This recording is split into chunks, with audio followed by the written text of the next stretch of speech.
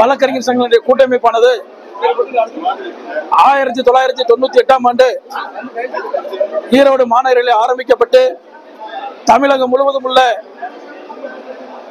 கீழமை நீதிமன்றங்களுடைய வழக்கறிஞருடைய நலனுக்காக தொடர்ந்து பாடுபட்டு வந்தது.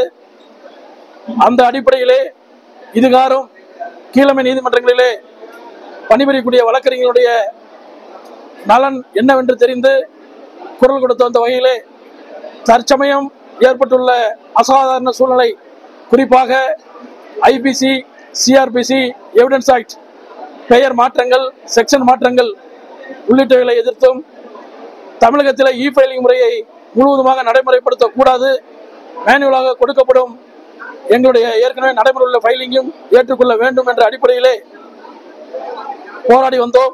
அந்த அடிப்படையிலே தற்சமயம் பொறுப்பு நீதிபதியாக, தலைமை நீதிபதியாக உள்ள மகாதேவன் அவர்கள் நேற்றைய தினம் ஒரு அறிவிப்பினை கொடுத்திருந்தார்கள். அதற்கு முன்பாக நாங்கள் கூட்டமைப்பின் சார்பாக எங்களுடைய மூத்த வழக்கறிஞர், அகில இந்திய பார் கவுன்சிலுடைய துணைத் தலைவர் அண்ணன் எஸ் பிரபாகர் அவர்களை அழைத்து சென்று கிட்டத்தட்ட வழக்கறிஞருடைய பிரச்சனைகள் எப்படி உள்ளது, இன்ஃப்ராஸ்ட்ரக்சருடைய நிலைமை என்ன, சர்வர் எவ்வாறு வேலை செய்கிறது என்றெல்லாம் விளக்கி எடுத்து சொன்னார்கள். அவர் அன்றைய தினமே, அதாவது 23/5 என்று நினைக்கின்றேன், அன்றைய தினமே நான் நிச்சயமாக அதை பரிந்துரை செய்கிறேன் என்று கூட்டமைப்பு நிர்வாகிகளிடமும் மூத்த வழக்கறிஞரிடமும் தெரியப்படுத்தினார்கள். அந்த அடிப்படையிலே இன்று இந்த செயற்குழு கூட்டம் நடைபெறுவதற்கு முன்பாக இந்த பிரச்சனை விவாதிப்பது சம்பந்தமாக மூத்த வழக்கறிஞரிடம் சென்னையிலே தொடர்பு கொண்டு கேளுங்கள் என்று சொன்னோம்.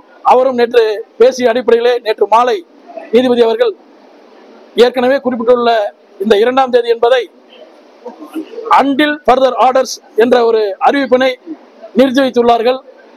அதாவது இ ஃபைலிங்கும் செய்யலாம், மேனுவலா கொடுப்பதையும் வாங்கிக் கொள்வார்கள்.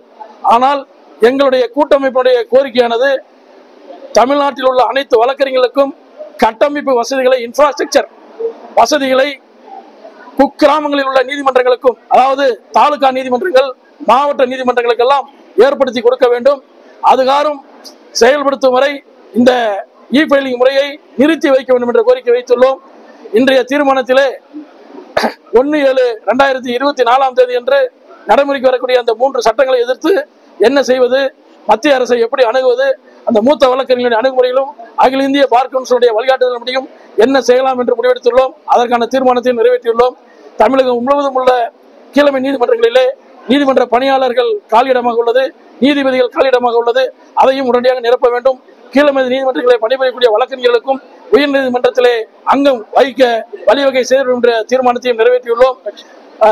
குறிப்பாக தற்கால சூழ்நிலையின் அடிப்படையிலே வழக்கறிஞர்கள் பாதுகாப்பற்ற சூழ்நிலையிலே வழக்கறிஞருடைய குடும்பங்களும் வழக்கறிஞர்களும் தத்தளித்துக் கொண்டிருக்கும் நிலை மாற வேண்டும்.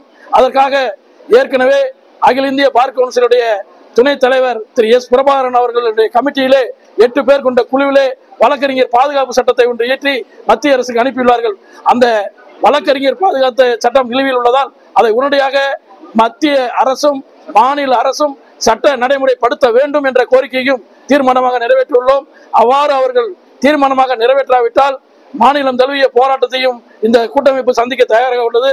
அதே காலகட்டங்களிலே வழக்கறிஞர்களுக்கான அந்த டோல்கேட் இஷ்யூ சம்பந்தமாகவும் அரசாங்கத்தை நாடிக்கொண்டுள்ளோம். அது சம்பந்தமாகவும் நாங்கள் நடவடிக்கை எடுப்போம். மிக விரைவிலே சென்னையிலே 10,000க்கும் மேற்பட்ட வழக்கறிஞர்களை திரட்டி ஒரு மிகப்பெரிய மாநாடும் பேரணியும் நடத்தி இந்த தமிழக அரசினுடைய, மத்திய அரசினுடைய கவனத்தை ஈர்ப்போம் என்பதை இந்த நேரத்திலே தெரிவித்துக் கொள்கின்றோம்.